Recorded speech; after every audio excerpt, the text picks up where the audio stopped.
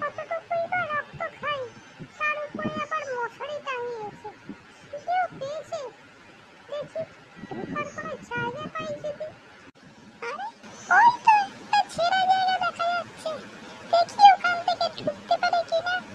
একবার যদি ঢুকতে পারি রক্ত খাবো, রক্ত খাবো।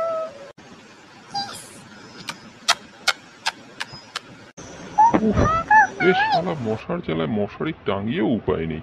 ও, ওখান দিয়ে ঢুকেছে। আচ্ছা দাঁড়া, এই পেপার দিয়ে একটা চ্যানেল বানিয়ে দিই, তারপর সারা রাত ঘুরতে থাক। আরে হতচ্ছাড়াটা করছে কি আবার?